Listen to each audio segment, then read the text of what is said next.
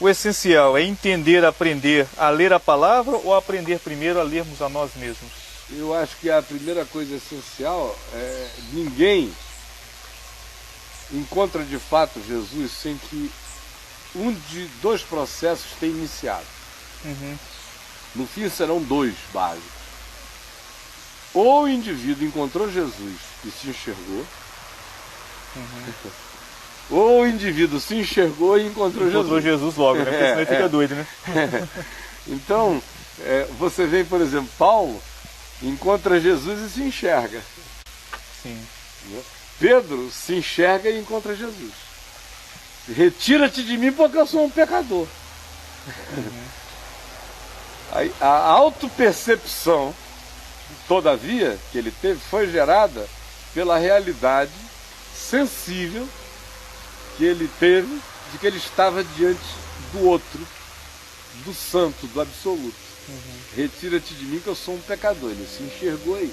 Paulo não teve essa iluminação, porque ele era a luz das trevas em ânimo dele. Foi o estupro celestial que reinterpreta na cabeça dele tudo que tinha sido acumulado durante 28, 30 anos de ensino.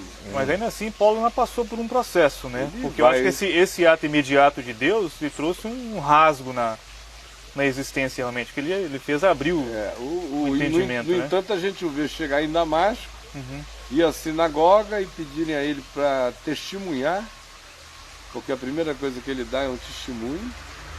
Aí logo depois a gente vê aquelas mudanças verbais de Lucas, né? Sim. Aí ele começou a afirmar, aí logo depois diz que ele começou a mostrar concatenadamente, logo depois diz que ele começou a mostrar com exatidão, logo depois diz que ele persuadia, e logo depois os inimigos dizem, esse que persuade, ele ficou quase irresistível. A cantada evangelizadora ficou irresistível. Não, porque foi um processo interno também, que nele foi acontecendo da mesma forma, enquanto ele externalizava, aquilo lhe vinha como... A diferença foi a solidão. É que os outros ficaram num processo comunitário em Jerusalém e foram entrando numa indigestão de reflexão sem a mobilização da missão, que só vai acontecer na morte de Estevão, quando eles são jogados fora, semeados pela soberania de Deus, dispersos. E ainda vão relutar para ver se pregam ou não.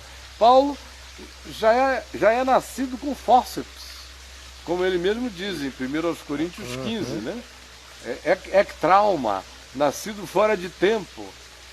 Foi arrancado, já nasceu fora do útero de Jerusalém, já nasceu fora do útero do confinamento sacerdotal, embora ele tivesse originalmente sido mais do que qualquer um outro, já nasceu fora da geografia daquele ambiente, não ficou sob a tutela e o ensinamento dos apóstolos, teve aquele carinho de Barnabé já inicial, que algumas tradições antigas os tornam primos, Paulo e Barnabé.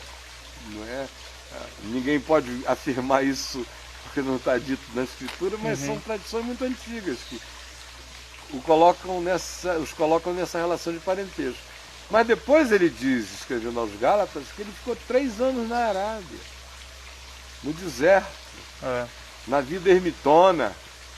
Aí ele volta e diz, olha, eu não aprendi nem de carne nem de sangue. Você acha que essa solitude de Paulo reforçou isso, então? Totalmente. Porque ele tinha o encontro inquestionável com Jesus, que é mais poderoso do que qualquer coisa, ilumina tudo. Ele compara isso nos textos dele, nas outras cartas. Quando ele faz alusão a essa experiência do encontro dele com Jesus, ele só vincula isso a coisas épicas do passado da Escritura, né? A criação do mundo, você vinha andando em trevas, e o mesmo que disse haja luz e houve luz, resplandeceu nos nossos corações. Quer dizer, ele cria um Gênesis. A experiência dele indo para Damasco foi um Gênesis. Foi o começo do mundo, a mesma palavra me iluminou. Escrevendo do deserto. Escrevendo a Tito, ele usa outra figura assim, épica, extraordinária. ele diz, transbordou a graça de Deus. Quem me chamou a atenção para isso, pela primeira vez na vida, foi o John Stott, conversando comigo num barco, quando ele me mostrou que no grego era uma palavra usada para arrebentar uma represa, né? E é uma coisa poderosa. Ele disse, olha, eu era uma represa. E a graça veio e explodiu essa represa. Você observa o outro, outra metáfora dele é o parto por fórceps. Todos tinham nascido de nascimento natural, os outros apóstolos. Aconteceu no cronograma. Eu é que nasci fora da hora, fora de tempo, fui arrancado por um trauma. Fui puxado pelo parteiro celestial à força. Então esse é o primeiro elemento pivotal, é essa batida aí dentro. No caso dele, houve o Barnabé, que andou, que sabe lá Deus o que o Barnabé compartilhou com ele, o que o Barnabé tinha dentro de si, tinha muita riqueza, a gente vai vendo depois. Existem pessoas, comentaristas, que inclusive atribuem a epístola aos Hebreus a Barnabé. Né? Pois bem, aí dali ele vai para essa solitude de 3 anos. Só que ele vai com essa solitude carregando, diferentemente de Pedro, Tiago, João e outros, que não tinham tido um treinamento rabínico qualificado e nem de natureza alguma, que provavelmente ouvissem as escrituras apenas aos sábados na sinagoga. Paulo não, era debruçado de manhã, de tarde e de noite, desde criança aprendendo isso. Agora esse acervo do Velho Testamento é todo relido por ele a partir de Jesus, e ele faz disso vendo Jesus como a chave hermenêutica. Porque a diferença, eu já te dou a palavra. Ontem, quando a gente anunciou aqui que o nosso tema seria esse, alguém me escreveu, já é a terceira pessoa que me escreve, assim, carinhosamente, mas assim com uma energia meio ofensiva. E eu noto que são pessoas educadas, finas e teologicamente ilustradas e de muitas leituras, e que ficam assim meio com raiva de mim quando alguém confirma que a ênfase, dentre as minhas ênfases, essa de Jesus, a chave hermenêutica, é total. Aí parece que eles ficam com raiva, como se eu tivesse inventado esse negócio. Aí alguém já me escreveu... Mas é porque o valor deles maior ainda é o manual de hermenêutica, né? Aí eles chegam e me dizem, não, mas Lutero disse que isso e aquilo, eu sei. Eu sei antes dele saber, eu já sabia disso. Aí ontem alguém me disse, mas Bart disse que Jesus é a palavra. E daí? João começa o evangelho dizendo, ele é o verbo, então e daí? Dizer que Jesus é a palavra, não se disse nada ainda. É uma informação. É uma informação. É uma informação utilíssima. Agora, quem de fato entendeu essa informação até as vísceras, existencializou isso, de todo, olha, já não tem barganhas a fazer. Não tem barganhas a fazer com a lei de Moisés. Pega tudo que é escrito de dívida e joga fora e puxa a descarga. A fé vem pelo ouvir a palavra de Deus, assunto. Não é isso aqui. Não é leitura da Bíblia necessária. Por isso ele diz, a lei, então, o fim da lei é Cristo. É Cristo. Para a justiça de todo aquele que crê. Então, pegar o pacote inteiro, jogar, pá, aí alguém diz, tá legal, Bart fez, amém, eu acho até que fez. Em muitos aspectos. Vai pegar o rito inteiro do cristianismo e jogar pela descarga. Fez? Não fez. E pode ir pegando as outras coisas que não fez, porque levar até as últimas consequências é uma coisa que, sinceramente, eu vi Paulo fazer.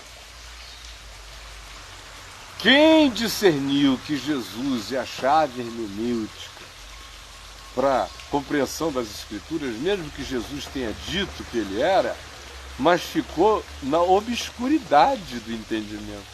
Quem discerniu na prática foi Paulo, que dentre eles todos era o mais versado no texto. Disparado. E foi ele que teve a coragem, quando a gente lê Colossenses capítulo 2, ele dizendo, olha, pegou e jogou tudo fora. O que a gente tem que ver, imaginar esse homem na solitude da Arábia, com os textos que ele tinha, com os que ele conseguia e com tudo mais, e ele lendo tudo a partir do que estava consumado, feito, acabado, realizado, definido e peremptoriamente estabelecido para todo sempre, sem mudança, e jogando fora. Jogando fora, é um exercício de jogar fora. E ao mesmo tempo de dizer, não, isto aqui preserva o espírito da revelação em Deus. Então, o processo dele é ler isso, o que ele fez das escrituras hebraicas, é ler isso a partir desse trauma que ele teve na revelação em Cristo. E da consciência posterior que ele obteve dos conteúdos do Evangelho. Sim, que lhe foram porque passados. O que se faz hoje é o contrário. É procurar aí Jesus. Né? Ele faz a leitura inversa. Né? Ele lê a partir de Jesus. Não tem nada a ver com chegar e dizer assim, por exemplo, nosso amigo Lutero. Vamos jogar Ruth fora, porque Ruth não fala de Jesus. Mas para mim também não fala de Jesus. Agora, a minha pergunta é, mesmo não falando de Jesus, tem alguma coisa no texto de Ruth que desabona o espírito do Evangelho? Se tiver, para mim fica, se não tiver, não fica. Então uma questão é mais profunda do que foi para Lutero. Sim. Como é extremamente mais prática, a meu ver, do que foi para Barth. Ela tem a praticidade que você encontra em Paulo. E a coragem desgraçada que você tem nele, de chegar e dizer, carrega o espírito, fica, não carrega, vai. Há coisas que a gente joga o pacote inteiro, se quiser pode rasgar mesmo e jogar fora, não terá mais utilidade, a não ser para provar, para um judeu legalista, né? Como ele estava desgraçadamente perdido mesmo, porque disso aqui ele não ia escapar.